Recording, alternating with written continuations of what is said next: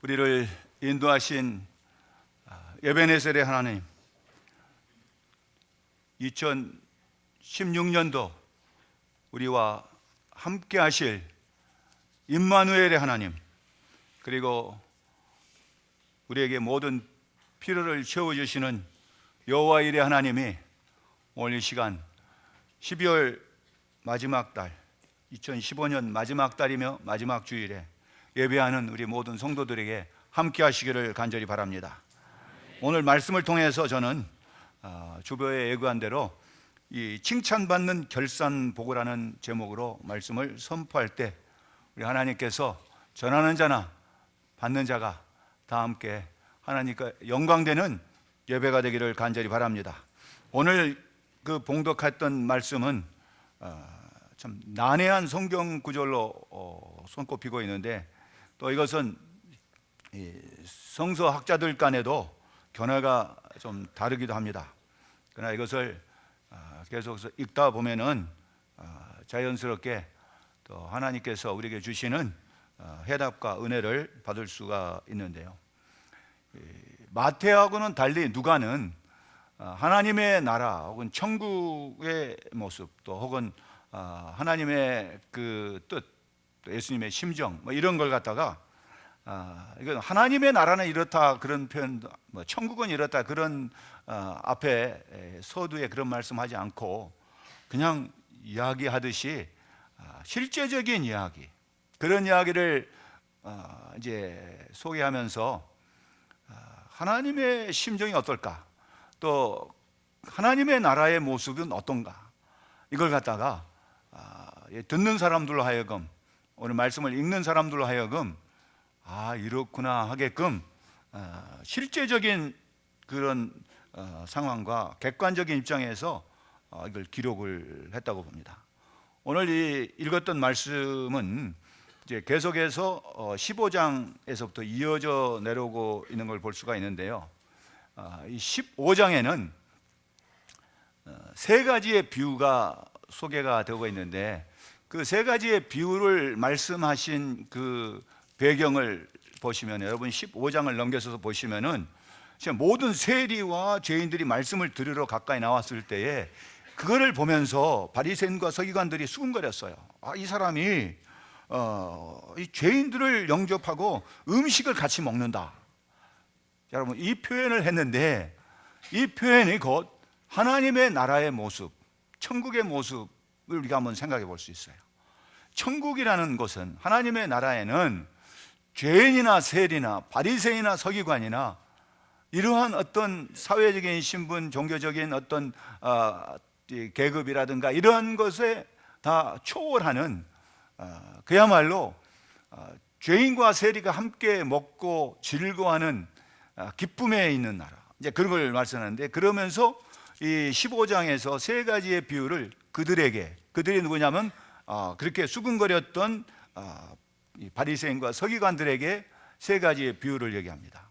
그 세 가지의 비유라고 하는 것은, 첫 번째는 100마리의 양 중에 예를 들어서 한 마리를 잃어버렸어. 그래서 찾은 기쁨. 또 그 다음에는 10개의 드라크마 중에 하나를 잃어버렸다가 찾은 그 여인의 기쁨. 또 그 다음에는 두 아들 중에 한 아들을 잃어버렸다가 다시 돌아와서 찾는 그 아버지의 기쁨을 여기서 소개를 하고 있어요. 이걸 보면은 누가는 천국은 이렇다라고 하지 않고 이걸 갖다가 말씀하시면서 바로 이러한 것이 천국의 모습인 것을, 그 기쁨의 모습, 잔치와 같은, 잃어버렸다가 찾았을 때의 잔치가 벌어지는 거예요. 그래서 이 100마리 중에 한 마리, 그러면 이건 별로 소중하지 않은 것 같아요.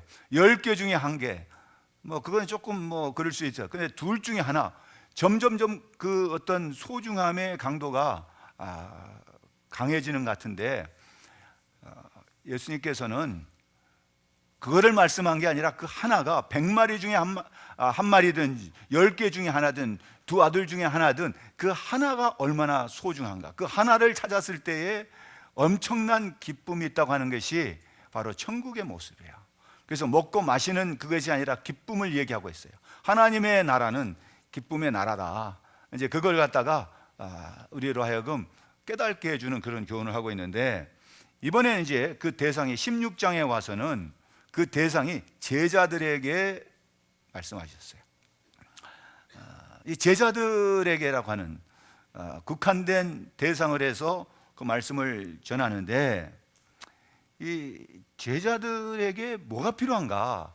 예수님이 말씀하실 때는 그냥 말씀한 게 아니라 제자들에게 필요한 말씀, 제자들의 삶이 바꿔져야, 제자들의 생각이 바꿔져야 되는 그럴 교훈적인 말씀을 한 건, 오늘 이 말씀은 우리에게도 같이 적용된다고 봅니다.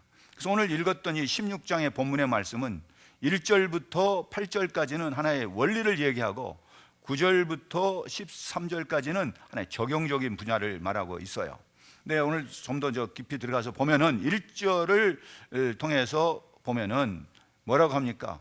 또한 제자들에게 이르시되, 이런 얘기를 했어요. 제자들을 대상으로 해서 이 말씀을 하시는데, 어떤 부자에게 청지기가 있는데 그가 주인의 소유를 낭비한다는 말이 그 주인에게 들린지라. 아주 구체적인 표현이에요. 어떤, 여기에 부자가 있는데, 이 부자에 관한, 말하자면은 이 16장에는 뭐하고 연관되냐면 돈하고 연관돼요. 그 다음에 두 번째 이야기에서는 14절에 보니까 바리새인들은 돈을 좋아하는 자들이라. 그래서 돈을 좋아하는, 그래서 바리새인들이라고 했지만은 오늘 현대인들도 다 마찬가지고 돈하고 연관된 거예요. 그 다음에 세 번째는 이제 또 두 번째 비유로서 19절부터 한 부자가 있어. 그래서 이제 그 부자와 나사로의 이제 그 비유를 또 말씀을 하고 있어요. 그래서 오늘 이 말씀에서는 사람들이 살아가는데 꼭 필요한 돈하고 연관된 그런 부분을 말씀을 하고 있습니다.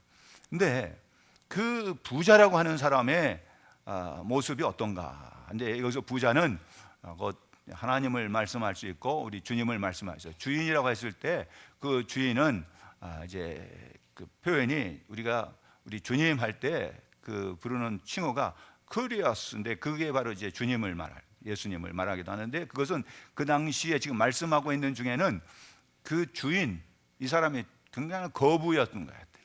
엄청난 이 부를 가지고 있는 그런 부자를 말하고 있어요. 그래서 어떤 사람인지는 모르지만은 이런 것을 말씀할 때 듣는 사람들은 어떤 사람인가를 미루어서 다 알 수 있는 사람들이에요.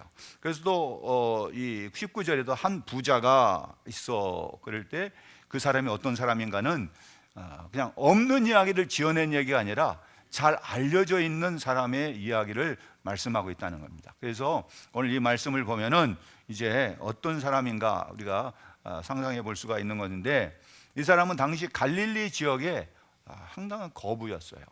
땅이 굉장히 많은 사람이다. 그래서 이제 그런 소유가 많은 사람인데, 이 사람에게 누가 있냐면 이제 등장하는 주인공의 이 사람이 어떤 청지기가 있어요.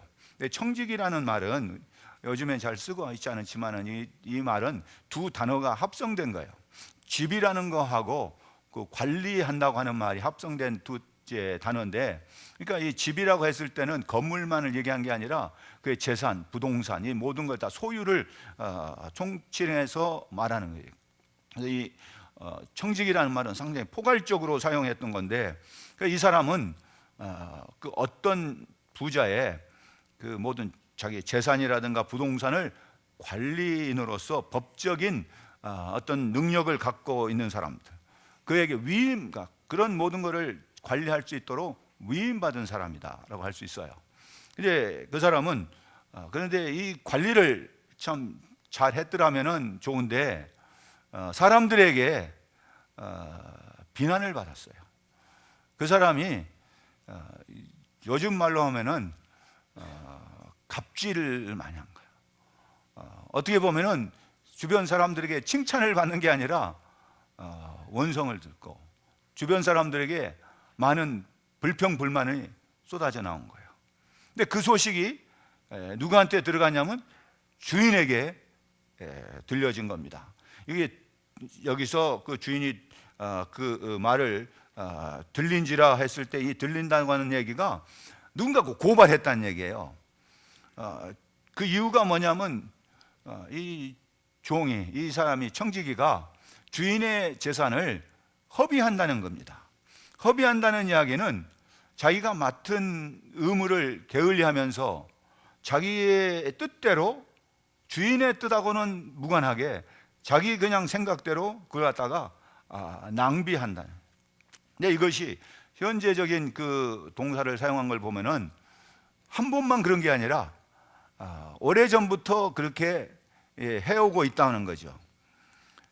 그러니까 이 주인이 그 소식을 듣고 이제 주인의 반응이 2절에 나옵니다. 우리 2절 한번 읽어볼까요? 주인이 그를 불러 이르되 내가 내게 대하여 들은 이 말이 어찌 됨이냐? 내가 보던 일을 세마라 청지기 직무를 계속하지 못하리라 하니. 이때 이제 우리가 크게 나누면 이제 이런 상황에서 주인의 반응이 나와요. 그게 쉽게 얘기하면 뭘 하냐면은 결산 보고를 하라는 거죠. 그동안에 내가 어떻게 내 재산을 관리했는지 그거에 대한 보고서를 내라, 세마라는 얘기죠. 그것은 이제 요즘 같은 이제 우리 사회에서 생각한다면은 회계 감사가 이제 들어간 거지. 야, 그동안에 너가 어떻게 지냈는지 한번 다 가져와 봐라. 한번 감사하겠다는 거죠. 이게 주인이 그 비난의 소리들을 아주 심각하게 받아들였어요. 그래서 그렇게 지시하면서 그를 이제 파면시킨 거예요.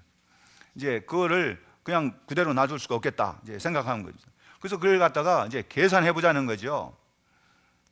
그래서 그 계산해 보자는데 이 말씀 속에는 누가는 우리에게 뭘 가르쳐 주는가 하면은 이 표현은 심판의 날이 반드시 이루어진다는 거예요. 주인이 우리에게 맡겨준, 우리 이거 청지기는 다 우리 이 세상에 사는 우리 성도들이라고 볼 수 있어요. 그러면은 우리가 그 직무를 어떻게 감당했는지에 대해서 이제 다 주님은 듣고 계시고 알고 계신다는 거죠. 한마디로 그가 지금까지 누렸던 자기의 그 특권을 다 박탈당하게 생겼어요. 이거는 반드시 주님께서 우리의 삶 속에서도 그 사람의 어떤 행위를, 그 사람의 삶의 모습을 선악간에 다 심판하신다고 하는, 그게 바로 뭐냐면 셈하겠다는 거예요. 어떻게 살았는지 우리에게 맡겨주신 그 주인의 재산, 우리가 가지고 있는 소유가 내 것이 아니라는 거죠. 내가 가지고 있는 그 모든 것이 누구의 것이냐면은 주인의 것, 주님의 것인데 그걸 마치 내 것인 양 마음대로 썼어요. 그 부분을 반드시 하나님께서는 이제 셈하겠다, 그 표현을 여기서 하고 있어요. 그래서 그 날이 지금 언제 일는지 모르지만은 부지간에 임하게 된다. 이 청지기는 그동안에 참 재미있게 살았죠. 자기가 그냥 주인 행사하면서 얼마나 신나게 살았겠어요. 자기가 그야말로 그 많은 재산을 가지고 사는데 이 사람은 정말 어떻게 그 재산을 자기가 관리하고 살아야 되는지 처음부터 사람 모르는 거 아니에요. 자기 것이 아니라는 거 알잖아요. 주인이 자기에게 맡겨줬는데 마치 자기 것인 양 그냥 마음대로 썼는 거예요. 자, 이랬을 때에 이 주인이 그에게 이제 세마라고 했을 때 그 반응이 이제 주인의 반응이었습니다. 주인이 그 소식을 듣고 이런 반응했을 때 거기에 따른 이 청지기의 또 반응이 나와요. 그게 3절부터 7절까지의 그 내용이 거기에 나오는데, 첫 번째 그의 반응은 그가 지금 위기를 당했다고 하는 것을 인식해요. 오늘 이 말씀을 보면은 자기가 주인의 그 재산을 관리해야 되는 본분을 망각하고 그 재산을 낭비한다는 소식을 듣게 된 겁니다.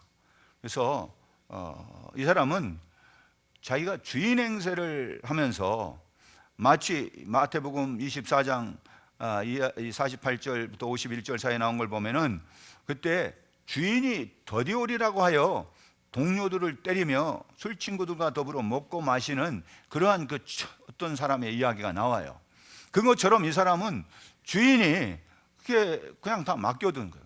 이 주인은 마치 뭐와 같으냐면은 자기가 그 땅을 소유하고 있으나 그걸 갖다가 소작에게 준다든가 아니면은 그것에 살지 않은 그 현지에 있지 않는 그런 주인들, 지금도 그런 사람들 많잖아요. 여러분들 가운데도 어디 땅이 있다든가 그러면은 논이 있다든가 그 내가 그냥 그 가서 농사 짓지 않고 다른 사람에게 맡겨서 그 하는 그런 지주들 갖다가 현지에 없다는 걸 부재지주라고 그래요.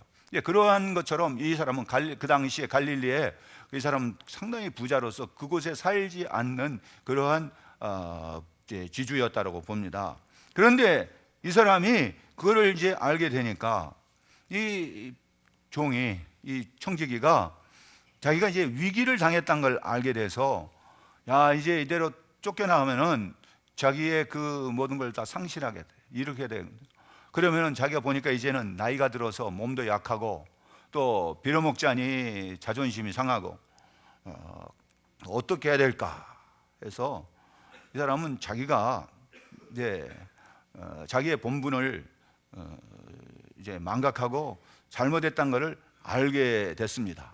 그래서 오늘 이 말씀은 우리에게 뭘 가르쳐 주는가 하면은 성도들께서 하나님께로부터 받은 그 모든 것을 우리가 받고 정말 또 하나님 은혜에 감사합니다라고 고백은 하지만은 실제 생활에서는 그러한 하나님 향한 그 동떨어진 삶, 하나님이 내 삶의 주인이 되어야 되는데 마치 이 청지기처럼 자기가 주인 행세를 하는 것, 바로 그러한 모습을 여기서 우리에게 꼬집어 주고 있어요. 그런데 이 사람은 참 어려운 부분이 이 해석상에 또 이 성경학자들 간에 견해가 있다고 하는 게 뭐냐면은 바로 8절에 있는 말씀이에요. 8절을 한번 같이 읽어보겠습니다. 주인이 이 옳지 않는 청지기가 이 일을 지혜 있게 하였으므로 칭찬하였으니, 거기까지만 보시면은, 근데 이 사람이 어떻게 일을 했는가? 여기에 보면은 옳지 않는 청지기 하고 이 사람이 지혜롭게 행했다. 이게 좀 우리가 대조가 될 수 있어요. 근데 이 사람이 어떤 일을 했냐면 그 소식을 듣고 이제 자기가 살 궁리를 한 거예요. 내가 어떻게 이제 살아갈까? 이제 여기서 쫓겨나면은 이제 빌어먹어야 될 판인데 그렇게 하자니 너무 자존심 상한데 어떻게 해야 될까? 하고서는 제가 이제 주인에게 빚진 자들을 하나씩 불렀어요. 그래서 물어봅니다. 당신 얼마를 빚졌습니까? 라고 물어보니까 첫 번째 사람 와가지고서 기름 100마리입니다 라고 얘기를 했어요. 근데 이 100마리라고 하는 이 100마리라고 하는 것이 2300리터예요. 여러분 이거 한번 생각해 보세요. 우리가 1리터짜리 그거를 한번 생각해 보면은 그 2300리터의 그 분량의 걸 빚을 졌어요. 근데 그거를 그 당시 돈으로 환산을 하면은 노동자 하루의 임금이 원 데나리온, 한 데나리온인데 1000데나리온이에요. 그러면은 이 액수가 상당히 많은 빚을 진 것이잖아요. 또 그런가 하면 또 다음 사람을 와서 얼마를 빚졌냐 하니까 이게 밀 100석을 빚졌습니다. 그 밀 100석이라고 하는 것을 지금의 그 킬로그램으로 환산해 보니까 약 27,000kg인데요. 이것은 그 당시에 그 돈으로 환산하니까 2,500데나리온이에요. 그러니까 이건 노동자 7년치의 그 품삯에 해당된단 말이죠. 이걸 생각하면은 빚진 사람들도 대단한 많은 빚을 졌고 이 주인은 엄청난 부자라는 거지. 그만한 걸 갖다가 빚을 줄 수 있었냐 할 수 있는데 이걸 사실 또 들어가서 보면은 그 당시에 법적으로나 또 모든 그 사회적으로는 통용됐던 게 뭐냐면 이자가요 100%예요.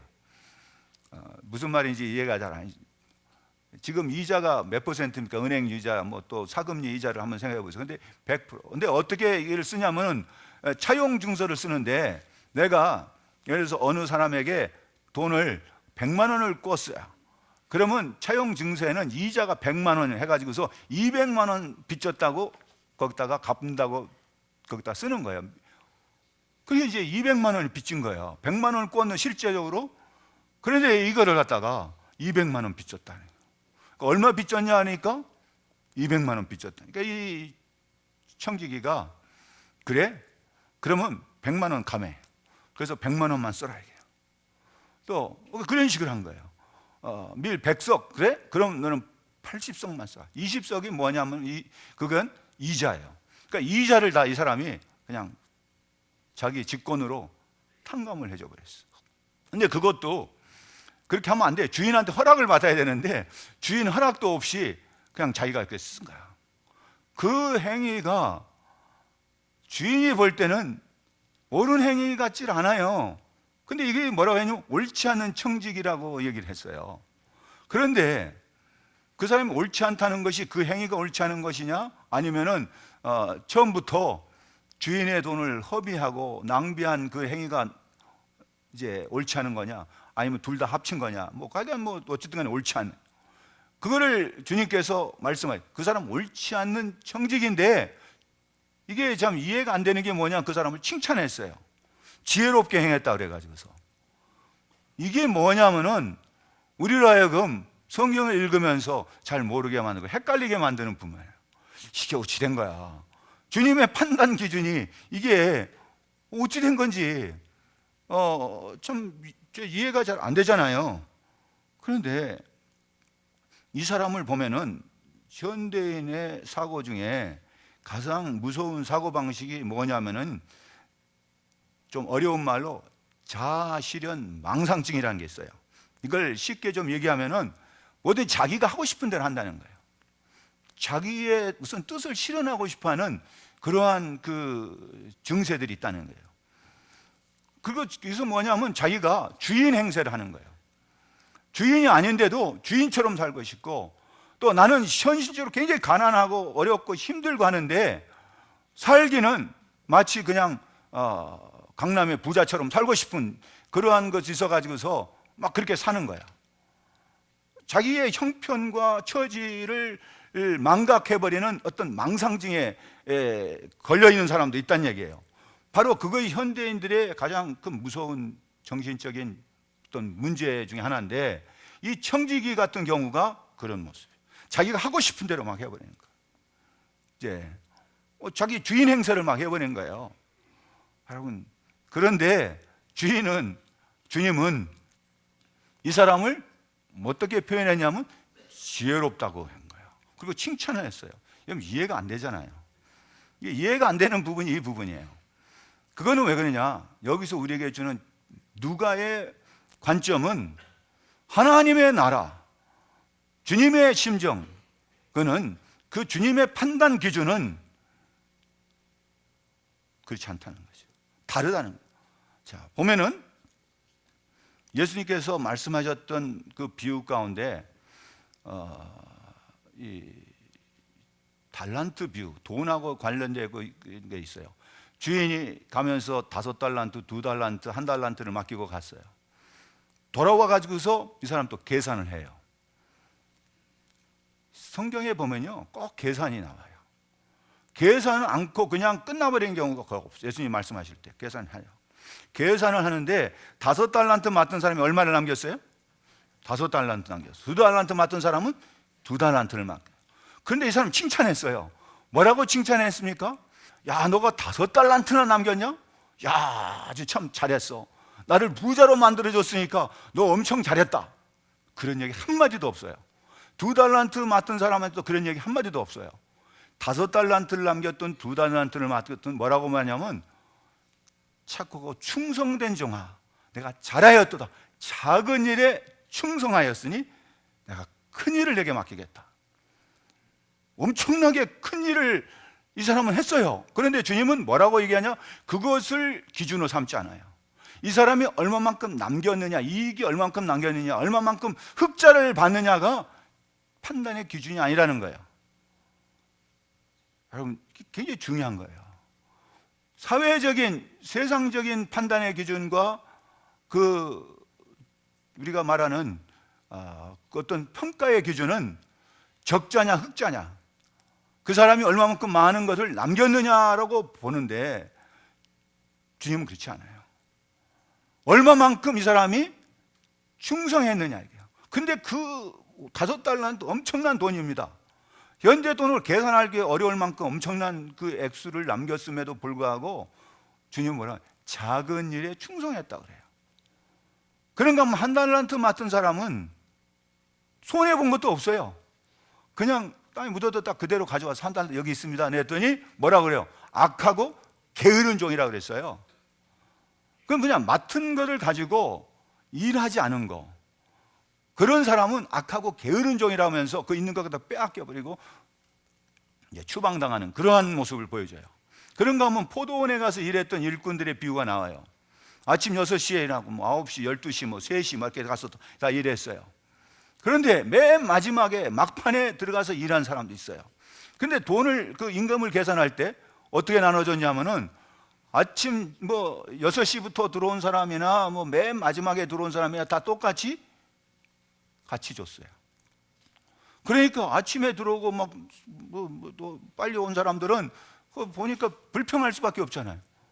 왜 우리는 아침부터 와서 일했는데 저 사람은 와서 일하는 시간이 시간적으로 계산하면 1시간밖에 안 되는데 왜 저 사람이나 우리나 똑같이 줍니까? 우리 차별이 있어야 될 거 아닙니까? 이게 세상적인 판단의 기준이에요. 내가 이만큼 했으니까 난 더 받아야 되지 않겠습니까? 그런데 주님의 판단의 기준은 이 사람이 얼만큼 많은 시간을 일했느냐가 아니고 어떻게 일했느냐, 얼마만큼 작은 일에 충성했느냐, 그게 주님의 판단의 기준이에요. 하나님의 나라의 그 기준은 어디다가 두느냐는 거예요. 그래서 이 지금 누가는 우리에게 굉장히 중요한 걸 가르쳐 주고 있는 거예요. 하나님의 심정은 이 사람이 많은 거를 그냥 주인에게 이익을 주고 맞는 재산을 가지고 그걸 갖다가 부를 일으켜줬다, 부동산을 갖다가 이렇게 더 많이 사가지고서 부자가 됐다든가, 그거를 자랑으로 여기지 않는다는 거예요. 여러분, 그걸 가지고 무엇을 했느냐 하는 게 참 중요해요. 그럼 우리가 가지고 있는 재산, 내가 가지고 있는 소유, 이것은 내 것이 아니라고 하는 데서부터 우리가 시작을 해야 합니다. 이걸 어떻게 사용하느냐 하는 것에서 해야 되는데, 우리 자신을 한번 돌아봐야 된다는 겁니다. 그래서 이 사람이 그걸 감해줘 버렸어요. 이자를 다 이렇게 삭감해 줬거든요. 그런 걸 가지고 주인은 이 사람 칭찬한 이유가 뭘까? 여러분, 주인은 손해 본 게 있어요? 주인은 원금에 손해 본 게 있어요? 손해 안 봤어요. 예를 들어서 내가 100말 이렇게 그만큼인데 50으로 쓰라는 것은 50은 이자예요. 그러니까 이자를 삭감해 줘 버려요. 선심은 자기가 쓰는데 그 공은 누구한테 가냐? 칭찬은 누구한테 갑니까? 주인한테 돌아가요. 내가 일은 하지만은 그 영광은 누가 받냐? 주인이 받아요. 내가 이자 그냥 그걸 쓸 때 여기다 새로 그 빚을 진 걸 갖다가 100이 아니고 50만 쓰고 100이 아니고 80만 써라. 주인은 가만히 있어도 종이, 이 청지기가 주인의 역할을 통해서 그 공이 누구한테로 가냐? 영광이 주인한테 가는 거예요. 그래서 이 예수님께서는 그 부분을 참 지혜로운 그런 청지기라면서 칭찬을 하신 겁니다. 여러분, 주님의 칭찬의 기준이 어디에 있느냐 우리가 봐야 돼요. 내가 어떤 일을 했느냐 하는 거죠. 2015년 동안 내가 오늘 마지막 결산을 하면서 어떤 일을 했는가, 주님께 영광되는 일을 했는가. 이 사람은 지금까지 쭉 잘못 살아왔다 할지라도 이 한 번의 일로 해서 칭찬받았어요.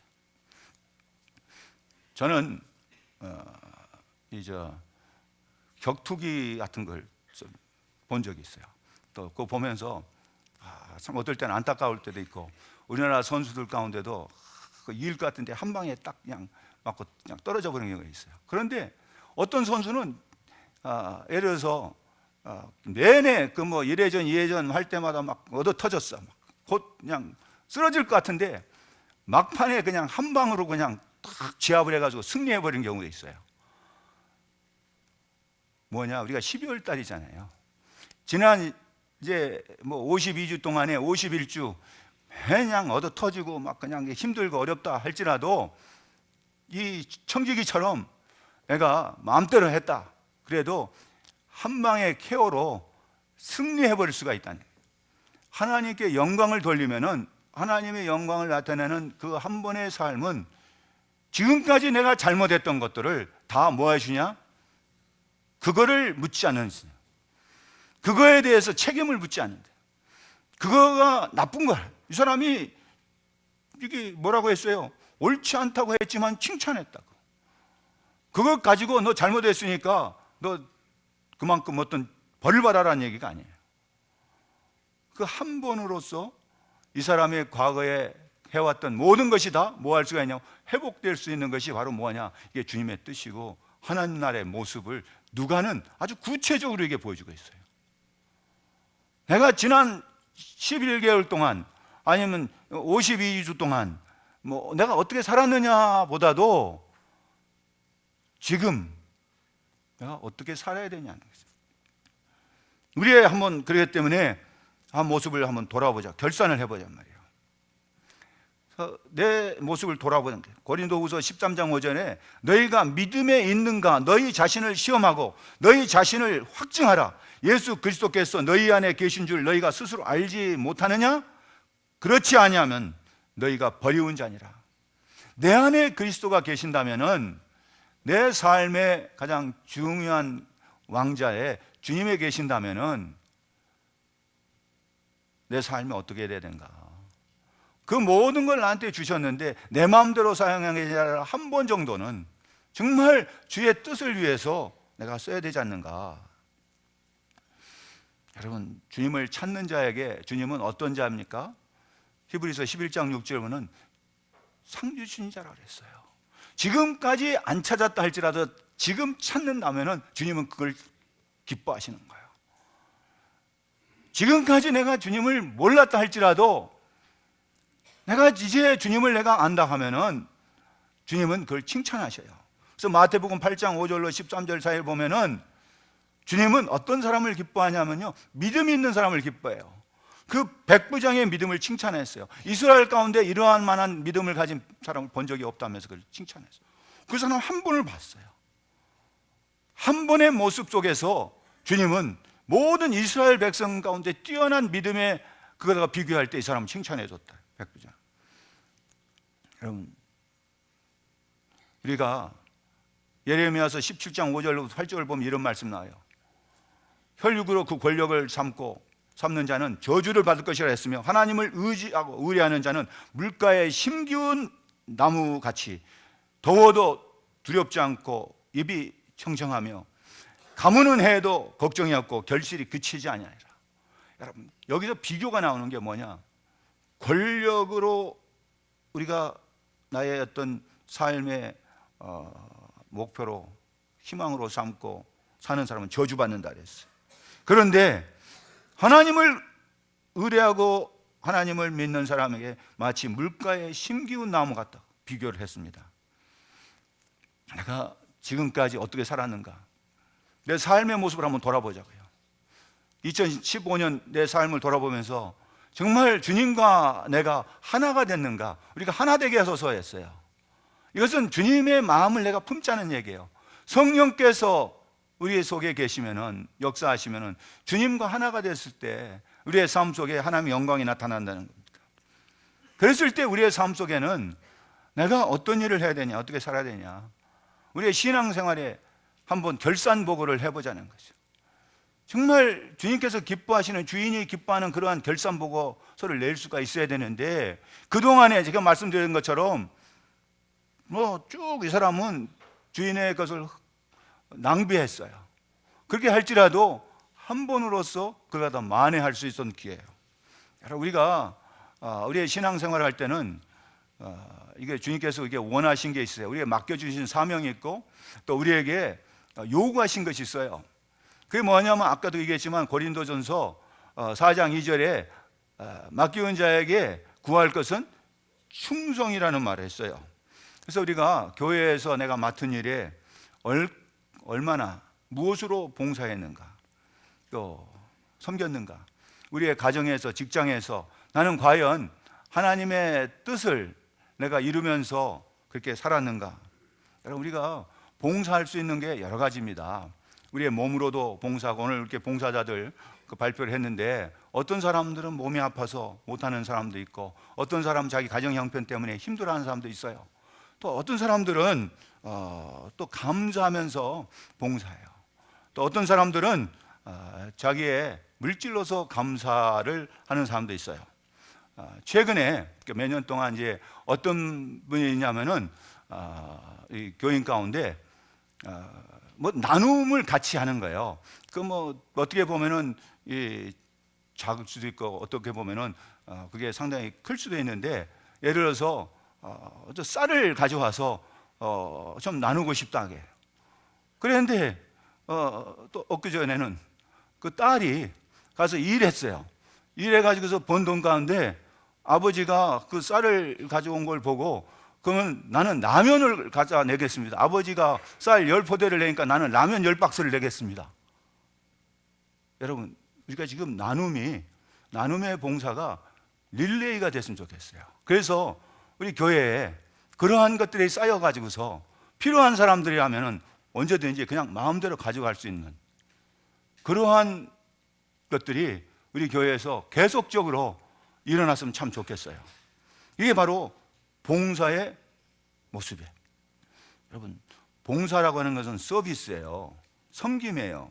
그래서 여기서 주님이 무슨 얘기를 하냐면은, 여기 이제 그 적용해 가서 보시면은 10절입니다. 10절을 보시면은 한번 10절 읽어보겠어요. 지극히 작은 것에 충성된 자는 큰 것에도 충성되고, 지극히 작은 것에 불의한 자는 큰 것에도 불의한다. 여러분, 지극히 작은 일하고 큰 거하고 비교를 하고, 충성과 불의하고 비교를 했어요. 지극히 작다. 여러분, 작은 일이라고 우리가 우습게 여기면 안 돼요. 그야말로 아까 말씀드린 것처럼, 나는 뭐 라면 10박스는 못해도 라면 한 개라도 가져오겠습니다. 내가 같이 나누자는 거지. 예를 들면은 뭐 여러분에게 강요하는 게 결코 아니에요. 뭔가 내가 주위에 받은 은혜를 생각하니까 감사해요. 이 해가 가기 전에 내가 주님께서 받은 은혜 중에 한 거 보니까 이런 일을 한번 해보고 싶어. 그냥 무명으로 어떤 사람들은 그걸 낼 수가 있어요. 작은 일에 그 일을 하실 때 주님은 뭐라고 했냐? 작은 일에 충성했으니까 너가 잘했다 칭찬하는 거예요. 여러분, 주님의 판단의 기준이 완전히 다르다는 얘기예요. 그리고 우리가 어떤 일에 또 봉사할 수 있냐? 내 신앙생활에 나는 그냥 우리의 전도를 한번 점검해 보자. 내가 살면서 어떻게 전도를 했는가? 여러분, 전도하기가 얼마나 힘듭니까? 여러분, 전도하기가 힘들고 자기를 힘들게 한 사람은 미워요. 어떤 사람은 막 그 사람 빨리 망했으면 좋겠다, 빨리 그냥 어떻게 그냥 죽었으면 좋겠다, 뭐 예를 들면 그 사람은 그냥 미운 사람은 무슨 생각도 하면 미움이 자꾸만 커지면 살인이 돼요. 그 사람은 말이지 어디에 뭐 가다가 뭐 벼락도 안 떨어지냐, 막 엉뚱한 사람이 벼락 맞아 죽으면 돼. 그런 얘기 들으면은 그 자기가 이제 막 미워하는 사람, 그 사람이 맞아야 될 걸과 엉뚱한 사람이 맞았다, 그렇게 생각할 수도 있어요. 사람의 마음에 자기 마음대로 하고 싶은데 마음대로 안 됐을 때 당하는 또 그 아픔이 있는 거예요. 그런데 그런 사람이 있었어요. 나치 독일 때에 그 히틀러를 미워했던 독일교회 지도자였던 마틴 니울러라는 목사가 이제 목사리를 하면서 있었는데 그 사람이 무슨 책을 냈냐면 전쟁 책임 고백서를 자기가 써냈어요. 자기의 전쟁 책임 자기한테 있다. 근데 이 사람이 왜 그걸 써냈는가 봤더니요, 매일 밤 똑같은 꿈을 꿨어요. 근데 똑같은 꿈을 꾸는데 이게 똑같은 꿈을 7번이나 막 계속 반복적으로 나오는데 그 사람들이 쭉 줄을 서서 어디로 가냐면 지옥으로 가고 있는데 그 중에 누군가가 큰 소리를 치는 거예요.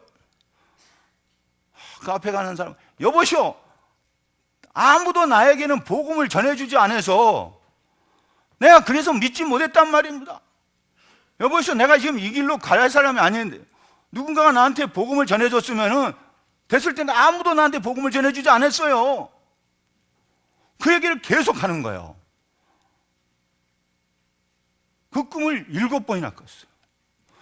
그 사람이 누굴까? 그리고 보니까 그 사람이 아돌프 히틀러였어요. 그래서 이 사람이 깜짝 놀란 거예요. 자기가 그토록 증오하고 미워했던 아돌프 히틀러, 그 사람한테 복음을 전하지 못했던 그 책임이 자기한테 있다 그래서 전쟁 책임이 자기한테 있다. 그 고백서를 쓴 거예요. 여러분 우리가 한 번에 이 상황을 역전시켜버리는 이 청지기, 이 사람은 지혜로운 청지기예요. 그 사람이 내놓은 주인이 기뻐하는 결산보고처럼 이 시대에 우리가 그런 모습이 되기를 바랍니다. 내 삶 속에서 내가 다른 건 몰라도 이해가 가기 전에 주님이 기뻐하시는 결산보고서를 여기 있습니다 하면서 한번 내놓을 수 있는 지혜로운 우리 성도들이 되시기를 주 예수 그리스도 이름으로 축복합니다. 기도하겠습니다.